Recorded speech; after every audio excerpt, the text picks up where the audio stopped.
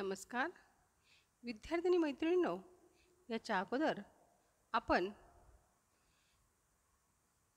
सहकारी सभासदांच्या जबाबदाऱ्या आणि सहकारी संस्थेचे सभासदत्व संपुष्टात येण्याची कारणे पाहिली. त्यानंतर आपण आज संचालक मंडळ सुरू करणार आहोत. पण तत्पूर्वी आपण जे काल पाहिलं आहे त्याचा थोडक्यात आढावा घेऊन आपण पुढे जातोय. काल आपण पाहिलं होतं की सभासदांच्या जबाबदाऱ्या, पहिली जबाबदारी आहे ती म्हणजे नियमांचं पालन करणं.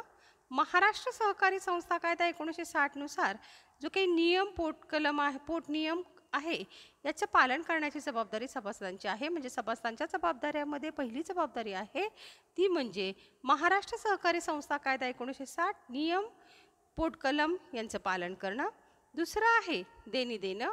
सभासदाने राजीनामा दिला किंवा सहकारी संस्थेने काही कारणास्तव सभासदांची हकलपट्टी केली तर राजीनामा दिल्यापासून अगर सभासदत्व रद्द झाल्याच्या तारखेपर्यंत जी सहकारी संस्थेमध्ये कर्ज काढलेला असेल किंवा काही सहकारी संस्थे देणी द्यायची असेल सभासदाला, तर ती देणी फेडण्याला तो स्वतः जबाबदार असतो. धारण करणे म्हणजे तिसरा मुद्दा आहे, तिसरी जबाबदारी आहे धारण करणे. प्रत्येक सहकारी संस्थेच्या सभासदाला सभासदत्व स्वीकारण्यासाठी सहकारी संस्थेचे भाग धारण करावे लागतात. महाराष्ट्र सहकारी संस्था कायदा 1960 नुसार प्रत्येक सभासदाला 1/5पेक्षा अधिक भाग भांडवल धारण करता येत नाही. याला अपवाद फक्त राज्य सरकार आणि जिल्हा परिषद आहे, त्यांना हे बंधन नसतं. म्हणजे तिसरी जबाबदारी आहे ती म्हणजे भाग धारण करणं. प्रत्येक सभासदाने 1/5पेक्षा जास्त भाग धारण करता येणार नाही. चौथा आहे देयता. प्रत्येक सभासदाची देयता हे त्यांनी खरेदी केलेल्या भागाच्या दर्शनी किमती इतकी असते. जर सहकारी संस्था विसर्जित करायची असेल तर त्याची देयता, मात्र सभासदाची देयता त्यांनी धारण केलेल्या भागाच्या दर्शनी किमती इतकी असते. ती देयता त्यांनी देणं ही त्याची जबाबदारी आहे. त्यानंतर पाचवं आपण पाहिलं वारसा नोंद करणं. सभासदाने सहकारी संस्थेमध्ये सभासदत्व स्वीकारल्यानंतर त्याच्यानंतर त्याचा वारस कोण आहे हे नोंदवणं ही त्याची जबाबदारी आहे. तर फक्त वारस नोंदवायचा नाही तर गरज पडल्यास वारस नावामध्ये बदल करणं ही देखील जबाबदारी आहे. त्यानंतर सहावी जबाबदारी आपण पाहिली कर्ज वापर व परतफेड.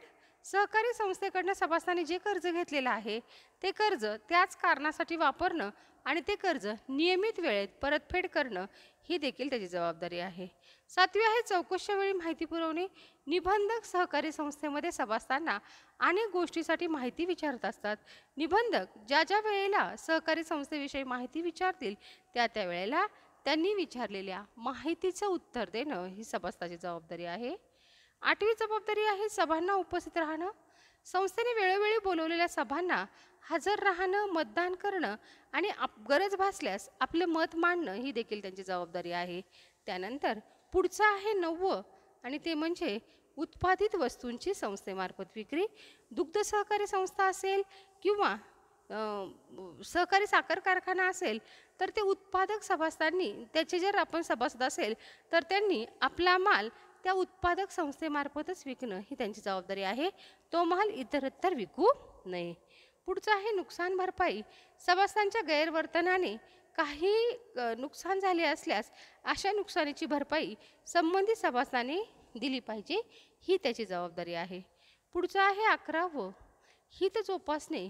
सहकारी संस्थेचा सभासद या नात्याने त्यांनी संस्थेचे हित जोपासणं ही देखील त्याची जबाबदारी आहे. ह्या जबाबदारी पाहिल्यानंतर आपण पुढचा भाग पाहिला होता सभासदत्व रद्द होणे अथवा संपुष्टात येण्याची कारणे. पहिलं कारण आपण पाहिलं होतं सभासदाचा मृत्यू.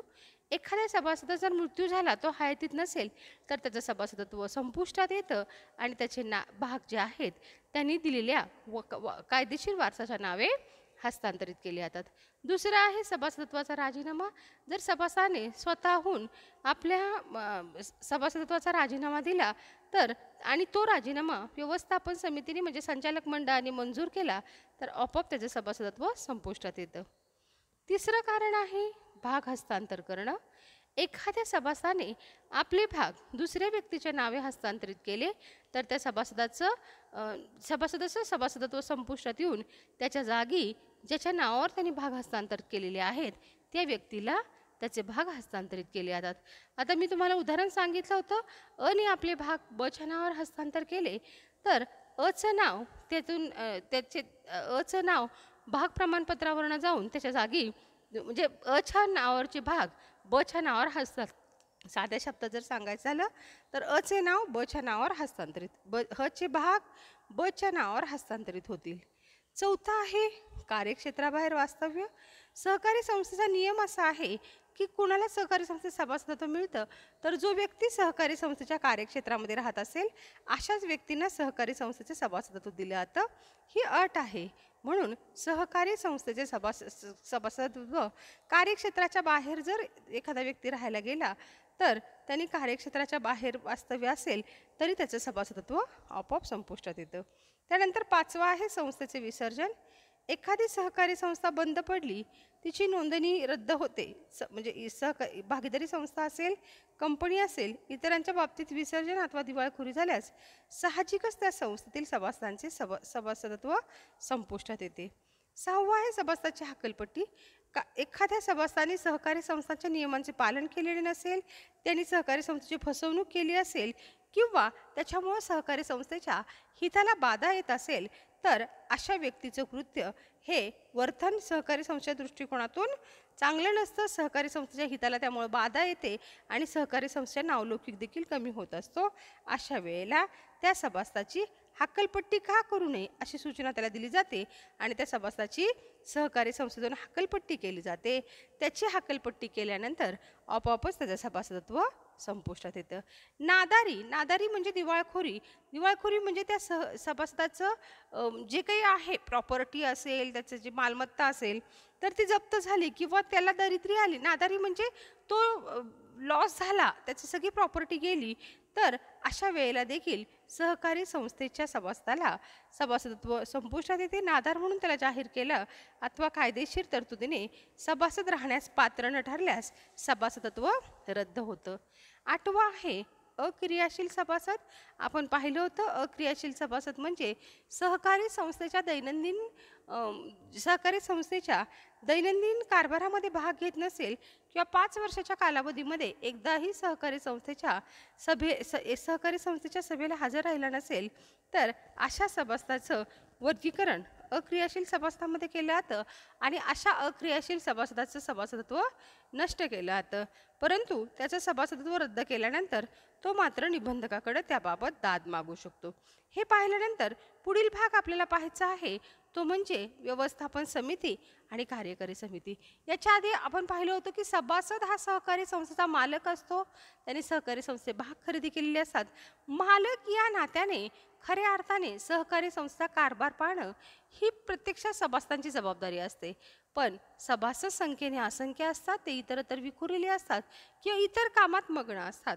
अशा वेळी सहकारी संस्थेचा कारभार पाहण्यासाठी त्या आपल्या वतीने काय करतात, आपल्या वतीने प्रतिनिधीची नेमणूक करतात किंवा प्रतिनिधी निवडतात. असे प्रतिनिधी निवडून दिलेले असतात आणि त्यांना सहकारी संस्थेचे कामकाज करण्याची जबाबदारी दिलेली असते. जे प्रतिनिधी निवडून दिलेले असतात त्यांना सहकारी व्यवस्थापन समिती किंवा कार्यकारी समिती असं म्हणतात. बघा पुन्हा एकदा सांगते, सभासद हे सहकारी संस्थेचे मालक असतात. मालक या नात्याने खऱ्या अर्थाने सभासदांनी सहकारी संस्था कारभार पाहणं ही गरज असते. परंतु सभासद सहकारी संस्थेचे कारभार पाहू शकत नाहीत कारण ते संख्येने असंख्य असतात, ते इतरत्र विखुरलेले असतात किंवा इतर कामामध्ये मग्न असतात. म्हणून आपल्या वतीने सहकारी संस्थेचा कारभार पाहण्यासाठी, सहकारी संस्थेवर देखरेख ठेवण्यासाठी व सहकारी संस्थेच्या कामकाजाची जबाबदारी सोपवण्यासाठी ते आपल्या वतीने ज्यांची नेमणूक करतात त्यांना व्यवस्थापन समिती किंवा कार्यकारी समिती असं म्हणतात. व्यवस्थापन समिती किंवा कार्यकारी समितीतील सदस्य जे असतात ते सदस्य सभासदांचे प्रतिनिधी असतात. सभासदांनी त्यांना नेमून दिलेलं असतं. आता आपण पाहतोय व्यवस्थापन समिती. सभासद आपले प्रतिनिधी निवडून दिलेल्या सभासदांनी आपले प्रतिनिधी निवडतात. निवडून दिलेल्या सभासदांना सामुदायिकरित्या व्यवस्थापन समिती असं म्हणतात. व्यवस्थापन समिती सहकारी संस्थेच्या कामकाजाबाबत जबाबदार असते.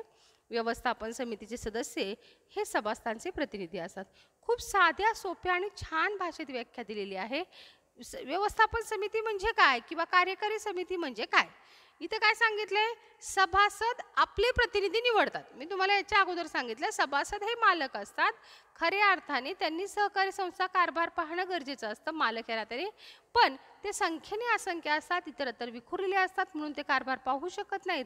म्हणून ते आपले प्रतिनिधी निवडतात आणि सभासदांनी असे निवडून दिलेल्या प्रतिनिधीच्या निवडून दिलेल्या प्रतिनिधींना किंवा निवडून दिलेल्या सभासदांना आपल्यामधूनच सभासद काही प्रतिनिधी निवडतात. मग सभासदांनी निवडून दिलेल्या प्रतिनिधींना सामुदायिकरित्या व्यवस्थापन समिती असं म्हणतात. व्यवस्थापन समिती सहकारी संस्थेच्या कामकाजाबाबत जबाबदार असते. व्यवस्थापन समितीचे सदस्य हे सभासदांचे प्रतिनिधी असतात. आता यानंतर पुढचा भाग आहे व्यवस्थापन समिती म्हणजे काय पाहिल्यानंतर आपल्याला पुढचा भाग पाहायचा आहे आणि तो भाग म्हणजे व्यवस्थापन समितीची कार्य. पहिलं कार्य आहे धोरणांची अंमलबजावणी. व्यवस्थापन समितीचं पहिलं कार्य आहे धोरणांची अंमलबजावणी करणं. अधिमंडळाच्या वार्षिक सर्वसाधारण सभेमध्ये सहकारी संस्थेच्या संचालनाबाबत व इतर बाबतीत धोरणे ठरवली जातात. त्या धोरणांची कर्मचाऱ्यांच्या मदतीने अंमलबजावणी करण्याचे कार्य व्यवस्थापन समिती करते. म्हणजे मी तुम्हाला म्हटलं होतं की सभासद आपल्या सभासदांमधूनच व्यवस्थापन म्हणजे सभासद त्यांच्यातूनच आपले प्रतिनिधी निवडतात आणि ते प्रतिनिधी म्हणजेच व्यवस्थापन समिती असते. आता ही व्यवस्थापन समिती का नेमलेली असते नीट लक्ष द्या. व्यवस्थापन समिती ही सहकारी संस्थेचे जे काही धोरणं ठरवलेली असतात किंवा जे काही कामकाज सहकारी संस्थेमध्ये करायचं असतं त्या धोरणांची प्रत्यक्षात कार्यवाही करण्यासाठी अंमलबजावणी करण्यासाठी व्यवस्थापन समिती नेमली असते. म्हणून त्यांचं पहिलं कार्य आहे ते म्हणजे धोरणांची अंमलबजावणी करणं. अधिमंडळाच्या वार्षिक सर्वसाधारण सभेमध्ये सहकारी संस्थेच्या संचालनाबाबत व इतर बाबतीत धोरणे ठरवली जातात.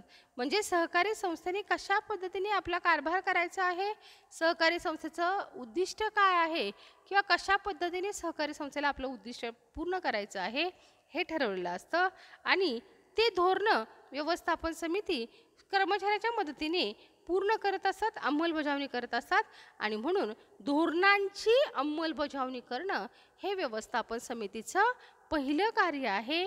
अधिमंडळाच्या वार्षिक सर्वसाधारण सभेमध्ये सहकारी संस्थेच्या कामकाजाबाबत संचालन म्हणजे सहकारी संस्था कुठल्या दिशेने मार्गक्रम करणार आहे, सहकारी संस्था आपला कारभार कसा करणार आहे याबाबत धोरण ठरवलेलं असतं आणि या धोरणांची कर्मचाऱ्यांच्या मदतीने अंमलबजावणी करणं हे व्यवस्थापन समितीचं पहिलं कार्य आहे.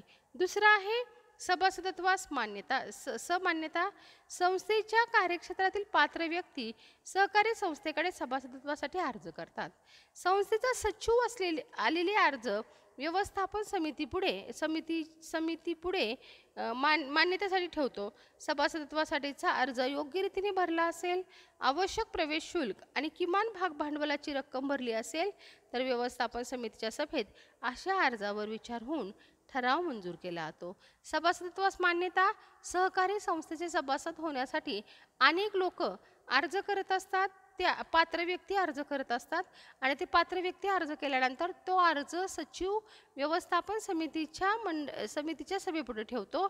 ती व्यक्ती जर सभासद होण्यास पात्र असेल, ती व्यक्ती जर सहकारी संस्थेच्या कार्यक्षेत्रात राहत असेल तर अशा व्यक्तीला सहकारी संस्थेमध्ये सभासदत्वासाठी रीतसर अर्ज भरलेला असेल, प्रवेश शुल्क भरलेले असेल आणि किमान एक भाग भांडवलाची रक्कम भरली असेल तर अशा सभासदत्वास मान्यता देणं ही दुसरं कार्य व्यवस्थापन समितीचं आहे. म्हणजे सहकारी संस्थेच्या कार्यक्षेत्रामध्ये राहणारा पात्र व्यक्ती असेल, त्यांनी सहकारी संस्थेमध्ये सभासदत्वासाठी अर्ज केला असेल, त्या व्यक्तीने आवश्यक प्रवेश फी योग्य रीतीने सभासदत्वासाठी अर्ज केला असेल, त्यासाठी आवश्यक ते प्रवेश शुल्क भरलेले असेल आणि किमान एक भाग भांडवलाची रक्कम भरली असेल तर अशा व्यक्तीस सहकारी संस्थेमध्ये सभासदत्वास मान्यता दिली जाते आणि अशी मान्यता देण्याचे कार्य व्यवस्थापन समिती करते. त्यानंतर पुढचं आहे कार्यालयीन कर्मचाऱ्याची नियुक्ती किंवा नेमणूक. आता मी तुम्हाला मगाशी सांगितल्याप्रमाणे सहकारी संस्थेमध्ये सभासद आपले प्रतिनिधी म्हणून संचालक मंडळ निवडत असतात.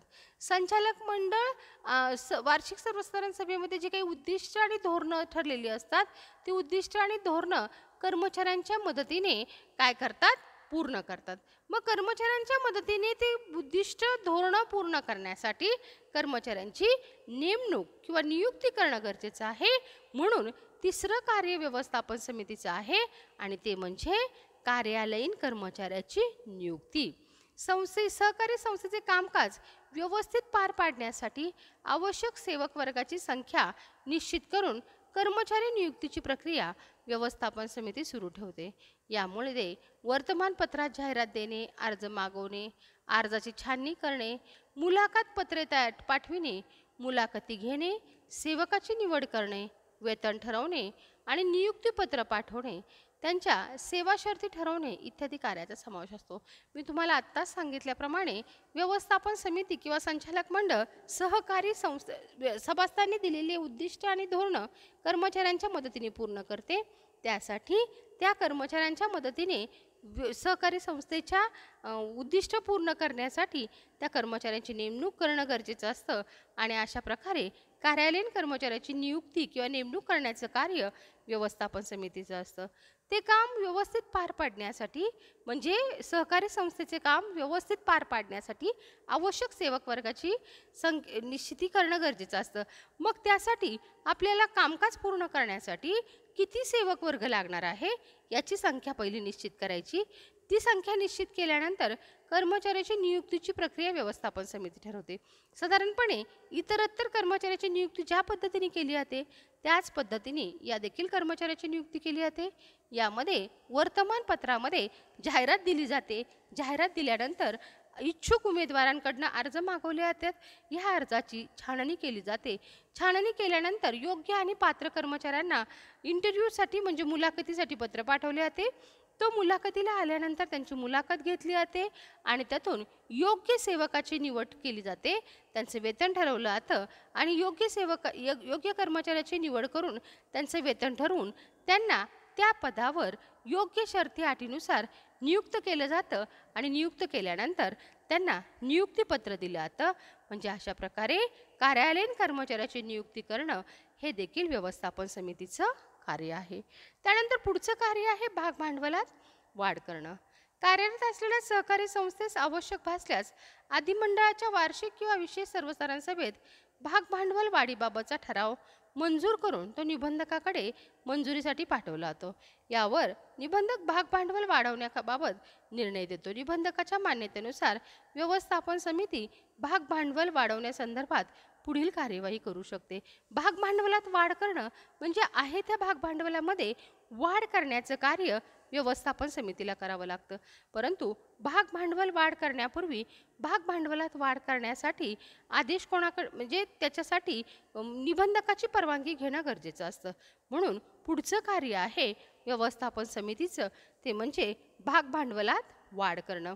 भाग भांडवलात वाढ करण्यासाठी कार्यरत असलेल्या सहकारी संस्थेस आवश्यकता भासल्यास अधिमंडळाच्या वार्षिक किंवा विशेष सर्वसाधारण सभेत भाग भांडवल वाढीबाबत ठराव मंजूर केला जातो. भाग भांडवल वाढीबाबत ठराव संचालकाला मंजूर करण्यापूर्वी सभासदांची सभा घ्यावी लागते. त्या सभेमध्ये तो ठराव मांडावा लागतो आणि सभासदांनी मंजूर केल्यानंतर तो ठराव मंजूर झाल्यानंतर भाग भांडवल वाढीबाबत ठराव मंजूर करून निबंधकाकडे मंजुरीसाठी पाठवला जातो. यावर निबंधक भाग भांडवल वाढवण्याबाबत निर्णय घेतो. भाग भांडवल वाढवण्याबाबत निर्णय घेतल्यानंतर निबंधकाच्या मान्यतेनुसार व्यवस्थापन समिती भाग भांडवल वाढवण्यासंदर्भात पुढील कार्यवाही करत असतात. म्हणजे सहकारी संस्थेचे भाग भांडवल वाढवण्याबाबतचे कार्य भाग भांडवलात वाढ करण्याबाबतचे कार्य संचालक मंडळाला करावं लागतं. भाग भांडवलात वाढ करण्यापूर्वी त्यांना सभासदांची एक सभा घ्यावी लागते. सभेमध्ये भाग भांडवल वाढीसाठी ठराव मंजूर करून घ्यावा लागतो. सभासदांच्या सभेमध्ये ठराव मंजूर झाल्यानंतर तो निबंधकाकडे मंजुरीसाठी पाठवावा लागतो. निबंधकाने मान्यता दिल्यानंतर भाग भांडवल वाढवण्यासंदर्भात पुढील कार्यवाही करण्याचं कार्य संचालक मंडळास किंवा व्यवस्थापन समितीस करावं लागतं. त्यानंतर पुढचं कार्य आहे 5वं, निधीमध्ये वाढ करणं. सहकारी संस्थेस अर्थक्षम करण्यासाठी संस्थेच्या निधीमध्ये वाढ करण्याचे कार्य व्यवस्थापन समिती करते. त्यासाठी ठेवी स्वीकारणे, कर्ज घेणे, देणगी स्वीकारणे इत्यादी मार्गाचा अवलंब केला जातो. सहकारी संस्थेच्या भागभांडवलाच्या निधीमध्ये वाढ करणं हे देखील कार्य व्यवस्थापन समितीस करावं लागतं. ते वाढ करण्यासाठी सहकारी संस्थेस अर्थक्षम करण्यासाठी संस्थेच्या निधीमध्ये वाढ करण्याचे कार्य व्यवस्थापन समिती करावी लागते. मग त्यासाठी काय करावं लागतं, तर ठेवी स्वीकारणे. ठेवी स्वीकारणे म्हणजे सभासदांकडनं आणि सभासदां व्यतिरिक्त इतर व्यक्तीकडनं ठेवी स्वीकारणे, किंवा बाहेरून कर्ज घेणं आणि मोठमोठे जे दानशूर व्यक्ती असतात त्यांनी जर सहकारी संस्थेसाठी देणी दिली तर ते देणी स्वीकारणे इत्यादी मार्गाचा अवलंब करून सहकारी संस्थेच्या निधीमध्ये वाढ करण्याचं कार्य व्यवस्थापन समितीस करावं लागतं. त्यानंतर पुढचं 6वं कार्य आहे सेवकांच्या तक्रारीचे निवारण. सहकारी संस्थेच्या कर्मचाऱ्यांच्या काही तक्रारी व मागण्या असतील तर सेवकांच्या तक्रारी आणि मागण्या सूचनांकडं योग्य लक्ष दिलं पाहिजे, अन्यथा सेवकामध्ये असंतोष निर्माण होतो. या सहकारी संस्थेच्या कामकाजावर आणि याचा सहकारी संस्थेच्या कामकाजावर विपरीत परिणाम होण्याची शक्यता असते. सहकारी संस्थेतील कर्मचारी बऱ्याच वेळा व्यवस्थापन समितीकडे सूचना व मागणी तक्रार करत असतात. मग अशा सूचना आणि तक्रार केल्यानंतर त्या सेवकांच्या सूचनांकडनं आणि मागणी तक्रारीकडं लक्ष देणं हे देखील व्यवस्थापनाचं काम आहे. सहकारी संस्थेतील कर्मचारी जे आहेत या कर्मचाऱ्यांना कामाच्या बाबतीत असतील किंवा त्यांच्या काही मागण्या असतील याबाबत अनेक प्रकारच्या तक्रारी असतात. सेवकांच्या तक्रारी व्यवस्थापन समितीकडे येत असतात. त्या सेवकांच्या तक्रारी असतील, सूचना असतील, ते व्यवस्थापन समितीकडे आल्यानंतर व्यवस्थापन समितीने त्या सूचनाकडे योग्य लक्ष दिलं पाहिजे. आणि असं जर लक्ष दिलं नाही किंवा त्यांच्या सूचना आणि तक्रारी पाहिल्या नाही तर त्या सेवकांमध्ये असंतोष व अस्वस्थता निर्माण होण्याची शक्यता असते. त्यामुळे आणि असा जर असंतोष आणि अस्वस्थता जर निर्माण झाली तर याचा विपरीत परिणाम कामकाजावर होण्याची शक्यता असते. म्हणून सहकारी संस्थेतील कर्मचाऱ्यांच्या बऱ्याच वेळा व्यवस्थापन कर्मचाऱ्यांकडे सूचना आणि मागणी आली किंवा तक्रारी आल्या तर त्याची दखल घेणं हे देखील कार्य करावं लागतं. अशाच प्रकारे जसं सेवक सूचना करतात तसे सभासदांच्या देखील तक्रारी असतात. सभासद या नात्याने, मालक या नात्याने त्यांच्या सहकारी संस्थेकडनं कर्मचाऱ्यांकडनं काही अपेक्षा असतात किंवा त्या अपेक्षा जर पूर्ण केल्या नाहीत तर ते तक्रार करू शकतात. त्यांना वाटत असतं की आपण मालक या नात्याने आपल्याला योग्य सन्मान मिळावा ही त्यांची अपेक्षा असते. परंतु त्यांचा अनुभव चांगला नसेल तर ते संस्थेच्या कामकाजाविषयी व्यवस्थापन समितीकडे तक्रार करू शकतात. सभासदांनी अशी तक्रार केली तर त्याची दखल घेऊन सभासदांच्या तक्रारीचं निवारण करणं हे देखील कार्य व्यवस्थापन समितीचं असतं. ठीक आहे, आज आपण व्यवस्थापन समितीची 7 कार्य पाहिली. आज आपण इथं थांबतोय. उद्याच्या तासाला या पुढचा भाग पाहूया. धन्यवाद.